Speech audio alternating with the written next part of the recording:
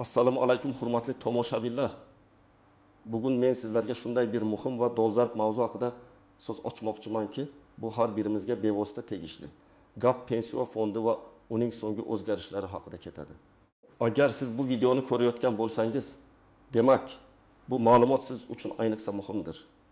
Chunki bugun men aytadigan hamma narsa sizning kelajakdagi nafaqangizga, oilangiz farovonligiga va umuman hayotingizga ta'sir qilishi mumkin.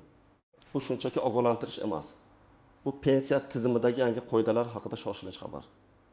Shuning uchun men sizdan hozirning o'zidayoq kanalimizga obuna bo'lishingizni va bu videoga like bosishingizni iltimos qilaman. Bu ma'lumot qanchalik ko'p odamga yetsa, shuncha yaxshi. Va bilingki, bu videoda men qisqacha aytganda degan iborani ishlatmayman. Aksincha har bir tafsilotni, har bir nuansni to'liq tushuntiraman. Chunki sizning pensiya ta'minotingizda mayda detallar ham hal qiluvchi ahamiyatga ega bo'lishi mumkin. Muammoning mohiyati avvallari qanday edi va hozir nima o'zgardi? Keling, avvalgi tizimga bir nazar tashlaylik. Yillar davomida, ayniqsa mustaqillikning dastlabki yillarida va undan oldingi Sovet davrida pensiya tizimida asosiy e'tibor ish stajiga qaratilgan edi. Ish daftarchasi bu sizning butun mehnat faoliyatingizning asosiy hujjati edi. Undagi har bir yozuv, har bir muhr qonuniy kuchga ega bo'lib, nafaqa hisoblanishida muhim rol o'ynagan. O'sha paytlarda maosh miqdori ham muhim edi. Ammo ko'pincha eng yuqori maosh olgan 5 yillik davr tanlanib, nafaqa shunga qarab hisoblanardi. Tizim qog'ozbozlikka asoslangan bo'lib, hujjatlarni saqlash, ularni tasdiqlash uchun turli idoralar bilan murojaat qilish juda ko'p vaqt va kuch talab qilardi. Ko'p hollarda odamlar o'z ish daftarchalarini yillar davomida saqlab kelganlar va agar u yo'qolsa tiklash jarayoni murakkab edi. Ba'zida esa korxonalar tugatilib ketgani sababli arxiv ma'lumotlarni topish deyarli imkonsiz bo'lib qolardi. Endi esa vaziyat tubdan o'zgardi. So'nggi yillarda davlatimiz tomonidan pensiya tizimini raqamlashtirish va shaffoflashtirish bo'yicha ulkan ishlar amalga oshirildi. Asosiy o'zgarish bu elektron mehnat daftarchasi. E-mehnat daftarchasi tizimining joriy etilishi. Agar ilgari sizning ish stajingiz va ish haqingiz to'g'risidagi ma'lumotlar asosan qog'ozda bo'lsa, endi bu ma'lumotlarning aksariyati, ayniqsa so'nggi yillardagi ma'lumotlar, markazlashgan elektron bazada saqlanmoqda. Bu nimani anglatadi? Bu shuni anglatadiki, sizning har bir oyda to'lagan ijtimoiy soliq va boshqa to'lovlar miqdori, ishga qabul qilinganingiz, ishdan bo'shaganingiz kabi ma'lumotlar real vaqt rejimida tizimga kiritilmoqda. Eng katta o'zgarish shundaki, endilikda pensiya hisoblashda faqat ish staji emas, balki aynan sizning pensiya fondiga qilgan ijtimoiy to'lovlaringiz miqdori asosiy rol o'ynamoqda. Bu degani, siz qancha ko'p rasmiy daromad olib, undan qonuniy ravishda to'lovlarni amalga oshirgan bo'lsangiz, shuncha yuqori pensiya olish imkoniyatiga ega bo'lasiz. Bu adolatliroq tizimga o'tishni anglatadi, ya'ni har kim o'z hissasiga yarasha pensiya oladi. Bu norasmiy bandlikni kamaytirish va aholining ijtimoiy himoyasini kuchaytirishga qaratilgan muhim qadamdir. Lekin shu bilan birga bu o'zgarishlar ayrim fuqarolarimiz uchun kutilmagan muammolarni keltirib chiqarishi mumkin. O'z mehnat faoliyatining katta qismini avvalgi tizimda o'tkazgan, ish stajida uzilishlarga ega bo'lgan yoki norasmiy sektorlarda ishlagan fuqarolarimiz diqqatli bo'lishlari shart. Chunki eski ma'lumotlarni yangi tizimga integratsiya qilishda ba'zi nomuvofiqliklar yuzaga kelishi mumkin. Pensiya tizimidagi o'zgarishlar, nimalarni bilishingiz kerak? Kim tashvishlanishi kerak va kimga unchalik emas? Keling, endi bu o'zgarishlarni batafsil ko'rib chiqaylik. Nimalarni bilishimiz kerak? Birinchidan, ish stajini hisoblash usuli. Ilgari ish staji asosan mehnat daftarchasidagi yozuvlar asosida hisoblangan. Endi esa yangi qonunchilikka ko'ra sizning ish stajingiz nafaqat mehnat daftarchasidagi qaydlar, balki siz uchun byudjetdan tashqari pensiya jamg'armasiga majburiy ijtimoiy to'lovlar amalga oshirilgan davrlar bo'yicha ham hisobga olinadi. Ya'ni, agar siz norasmiy ishlagan bo'lsangiz va siz uchun to'lovlar amalga oshirilmagan bo'lsa, bu davr ish stajiga kirmasligi mumkin.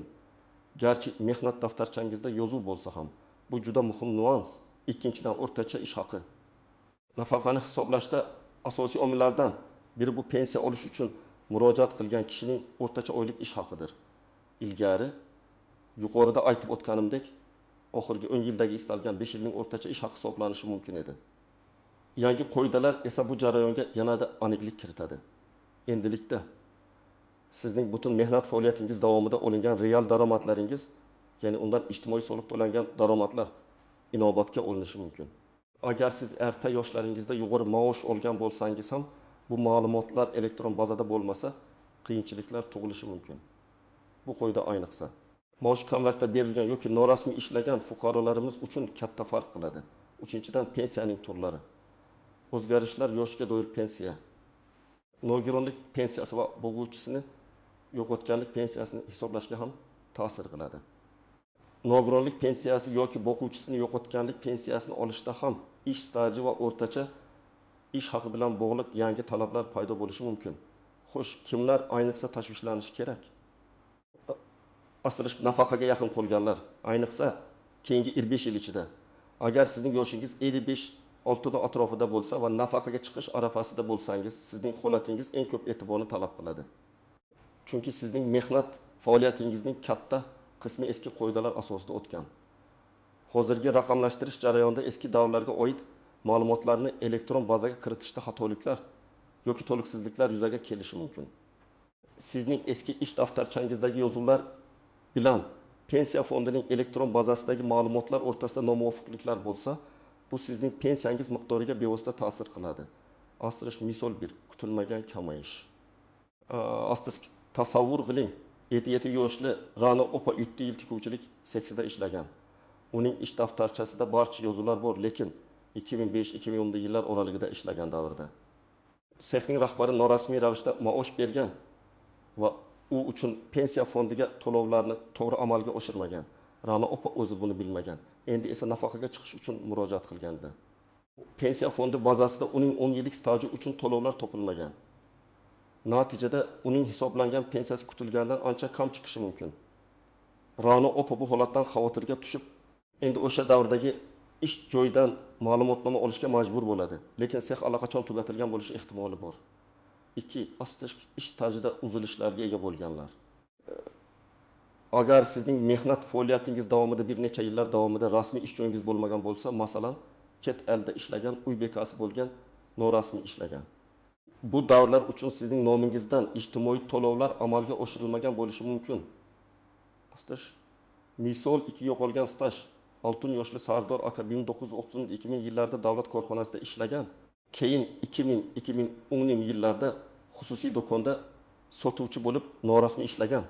Shundan so'ng esa 2010 yildan hozirgacha yana rasmiy ishga joylashgan.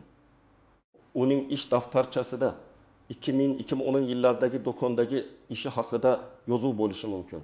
Ammo agar u uchun pensiya fondiga to'lovlar o'tkazilmagan bo'lsa, bu 10 yillik staj pensiya hisoblanishida inobatga olinmasligi mumkin. Bu esa Sardor akaning nafaqasiga sezilarli ta'sir qiladi. Norasmiy sektorda ishlaganlar yoki hozirda ishlayotganlar, bu guruhga tadbirkorlar, hunarmandlar, dehqonlar, qishloq xo'jaligi ishchilari, mavsumiy ishchilar va hatto ayrim kichik korxonalarda norasmiy ishlayotganlar kiradi. Agar siz o'z-o'zingizni band qilib belgilangan tartibda ijtimoiy soliq to'lamagan bo'lsangiz yoki ish beruvchingiz siz uchun to'lovlarni o'tkazmagan bo'lsa, sizda ham pensiya hisoblashda muammolar yuzaga keladi. Asl misol 3, yo'qotilgan imkoniyat. 45 yoshli Gulnora o'zining shaxsiy tikuvchilik ustaxonasida ishlaydi.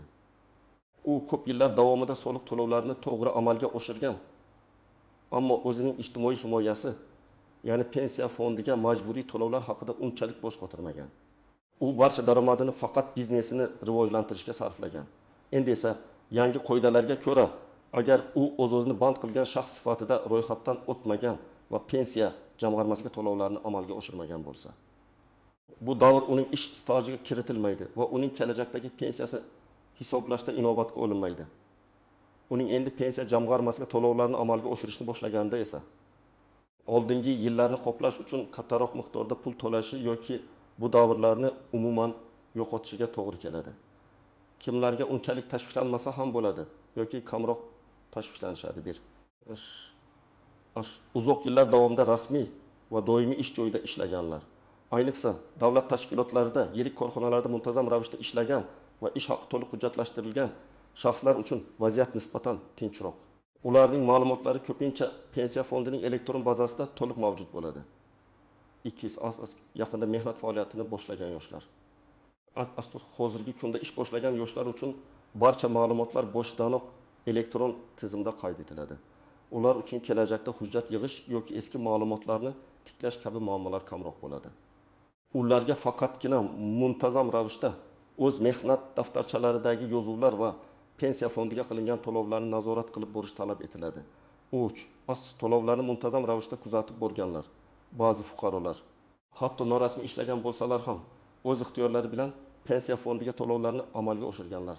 Bunday odamlar uchun ham ma'lumotlar mavjud bo'ladi. Asosiy qism 2. Qoidalar istisnolari, tuzoqlar va noaniq nuanslar. Har bir tizimda bo'lgani kabi pensiya tizimida ham istisnolar, o'ziga xos holatlar va kutilmagan jihatlar mavjud. Bularni bilish sizni ko'plab bosh og'riqlardan qutqarishi mumkin. Qoidalar istisnolari. Alohida kategoriyalar ba'zi kasbgalar uchun, masalan, yer ostida og'ir va zararli mehnat sharoitlarida ishlaganlar, ayrim ijodkorlar imtiyozli pensiya yoshi mavjud.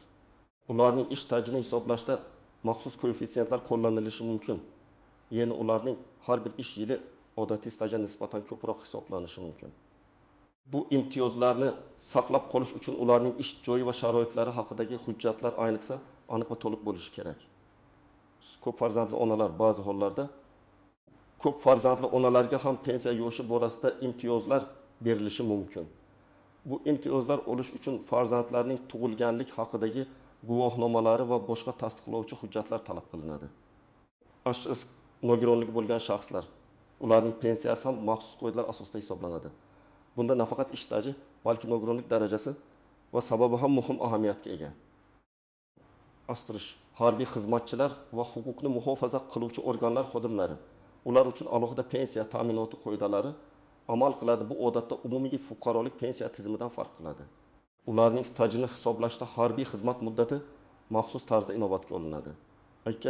Tuzoqlar, eski davrlarga oid ma'lumotlarning yo'qligi yoki noto'g'riligi bu eng keng tarqalgan tuzoqdir. Sizning ish daftarchangizda mavjud bo'lgan, ammo pensiya fondi bazasida mavjud bo'lmagan ma'lumotlar. Bu ko'pincha 2005 yilgacha bo'lgan davrlarga taalluqli bo'ladi. Sababi o'sha paytlarda elektron hisobga olish tizimlari bugungidek rivojlanmagan edi. Agar sizning ish joyingiz yopilgan bo'lsa va arxiv ma'lumotlari ham saqlanmagan bo'lsa, stajni tasdiqlash juda qiyinlashadi. Hatto imkonsiz bo'lishi mumkin. Ba'zida sud orqali tasdiqlashga to'g'ri keladi. Bu esa uzoq va murakkab jarayondir. Ish haqi ma'lumotlarining noto'g'riligi. Ba'zi korxonalar ishchilarga maoshni konvertda bergan va pensiya fondiga faqat minimal miqdordan to'lovlar o'tkazgan bo'lishi mumkin.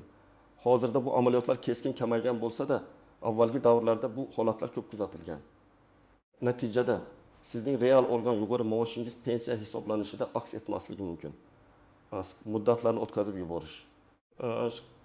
Yangi qonun va qarorlar doirasida ba'zi ma'lumotlarni taqdim etish yoki rasmiylashtirish uchun belgilangan muddatlar bo'lishi mumkin. Agar siz ularni o'tkazib yuborsangiz, keyinchalik huquqlaringizni himoya qilish ancha qiyinlashadi. Shuning uchun yangiliklarni doimiy kuzatib borish juda muhim. 3. Noaniq nuanslar, vaqtinchalik ishsizlik davrlari, ish stajida qisqa muddatli uzilishlar, masalan, 2 oy ishsiz qolish qanday hisoblanadi? Qonunchilikka ko'ra, agar siz rasman ishsiz deb ro'yxatdan o'tgan bo'lsangiz va nafaqa olgan bo'lsangiz, bu davr ham stajga kiritilishi mumkin. Ammo buni ham pensiya fondi bilan aniqlashtirish shart. Chet elda ishlagan davrlar. Agar siz chet elda ishlagan bo'lsangiz, bu davrni O'zbekistondagi pensiya stajiga qo'shish uchun maxsus shartnomalar yoki bitimlar mavjud bo'lishi kerak. Agar bunday shartnomalar mavjud bo'lmasa, chet el stajingizni hisoblatish imkonsiz bo'lishi mumkin. Hozirda davlatimiz ayrim davlatlar bilan pensiya ta'minoti bo'yicha shartnomalar tuzmoqda, ammo har bir davlat bilan bunday kelishuv mavjud emas. Shuning uchun chet eldagi mehnat faoliyatingizni tasdiqlovchi barcha hujjatlarni, mehnat shartnomalari, ish haqi to'g'risidagi ma'lumotnomalar, soliq to'lovlari haqidagi kvitansiyalar saqlab qo'yish juda muhimdir. O'z-o'zini band qilgan shaxslar uchun. Agar siz o'z-o'zingizni band qilgan bo'lsangiz, faqatgina faoliyat turi bo'yicha ro'yxatdan o'tish kifoya emas. Pensiya stajini shakllantirish uchun pensiya jamg'armasiga har oyda belgilangan minimal ijtimoiy to'lovlarni amalga oshirishingiz shart. Bu to'lovlar muntazam bo'lishi kerak. Ko'pchilik tadbirkorlar va hunarmandlar bu jihatga e'tibor bermaydilar. Praktik tavsiyalar. Siz nima qilishingiz kerak? Endi esa eng muhim qism sizning harakatlar rejasi. Siz nafaqat bu ma'lumotlarni bilishingiz, balki ularga amal qilishingiz kerak. Quyidagi qadamlar sizning kelajakdagi pensiyangizni ta'minlashda hal qiluvchi rol o'ynaydi. Bir, o'z mehnat ma'lumotlaringizni tekshiring. Birinchi qadam e-mehnat tizimiga kiring. Hozirda har bir fuqaro o'zining mehnat faoliyati haqidagi ma'lumotlarni elektron mehnat daftarchasi tizimi e-mehnat.uz orqali tekshirish imkoniyatiga ega. ID karta yoki elektron raqamli imzo yordamida ushbu portaldan ro'yxatdan o'ting. U yerda siz o'z ish stajingiz, ish joylaringiz va eng muhimi siz uchun qilingan ijtimoiy to'lovlar haqidagi ma'lumotlarni ko'rishingiz mumkin. Har bir yozuvni diqqat bilan o'rganing. Ishga qabul qilingan va ishdan bo'shatilgan sanalar, korxonaning nomi, hamma narsa to'g'ri ekanligiga ishonch hosil qiling. Ikkinchi qadam pensiya jamg'armasi ma'lumotlarini oling. Yagona interaktiv davlat xizmatlari portali my.gov.uz orqali pensiya jamg'armasiga o'tkazilgan majburiy sug'urta badallarining holati to'g'risida ma'lumot olish xizmatdan foydalanishingiz mumkin. Bu xizmat orqali siz har oyda siz uchun qancha to'lov amalga oshirilganligini bilib olasiz. Bu juda muhim. Chunki aytib o'tganimdek, hozirda nafaqa miqdorini aniqlashda aynan to'lovlar miqdori asosiy rol o'ynaydi. Agar e-mehnat uz saytida ish staji bor, lekin my.gov uz saytida to'lovlar mavjud emas deb chiqsa, demak muammo bor. Uchinchi qadam barcha qog'oz hujjatlaringizni to'plang. Bu birinchi navbatda sizning mehnat daftarchangizdir. Undagi har bir yozuvni elektron tizimdagi ma'lumotlar bilan solishtiring. Agar farqlar bo'lsa, bularni qayd etib boring. Bundan tashqari, ish joyingizda olgan maosh haqidagi ma'lumotnomalar, agar saqlangan bo'lsa, mehnat shartnomalari, buyruqlar nusxalari, diplomlar, harbiy guvohnomalar kabi barcha tegishli hujjatlarni tartibga soling. Bu hujjatlar kelajakda yo'qolgan ma'lumotlarni tiklashda asqotishi mumkin. 2. Mutaxassis bilan maslahatlashing. Agar sizning ma'lumotlaringizda nomuvofiqliklar topsangiz yoki qandaydir savollaringiz bo'lsa, darhol o'zingiz yashayotgan hududdagi pensiya jamg'armasi bo'limiga murojaat qiling. U yerda mutaxassislar sizning holatingizni ko'rib chiqishadi va aniq yo'l yo'riq ko'rsatishadi. Faqat rasmiy ma'lumotlarga va mutaxassisning tavsiyalariga ishoning. Internetdagi norasmiy ma'lumotlarga tayanib qolmang. Agar vaziyat murakkab bo'lsa, masalan, korxona tugatilgan va arxiv hujjatlari yo'q bo'lsa, yuridik yordamchi yoki advokat bilan maslahatlashishni tavsiya qilaman. Ular sizga sud orqali ish stajini tasdiqlashda yoki boshqa huquqiy masalalarni hal qilishda yordam berishi mumkin.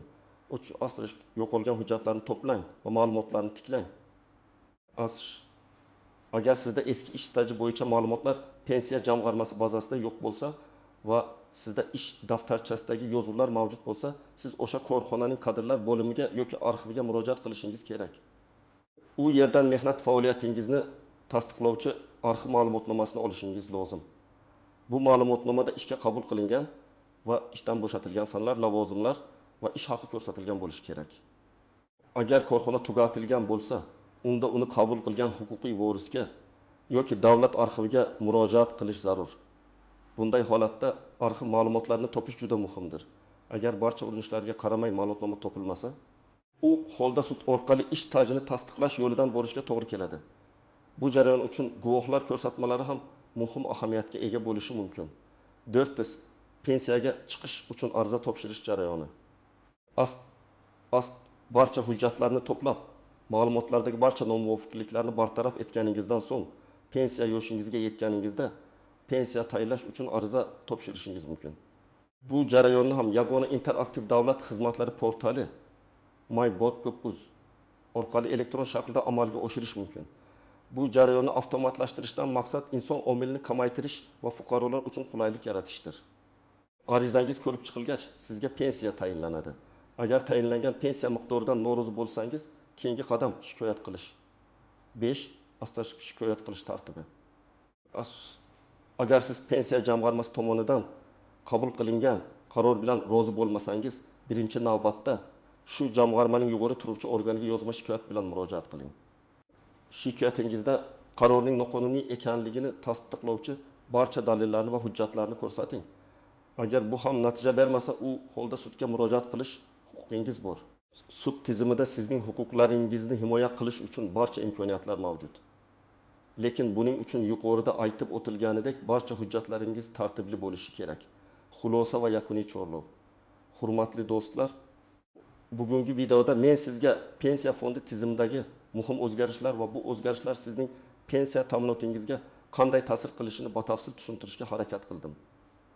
Eng asosiy xabar shuki, pensiya tizimi shaffoflashmoqda va har bir fuqaro o'zining mehnat faoliyatiga oid ma'lumotlarni nazorat qilishi zarur bo'lsa, ularni to'g'rilashi shart.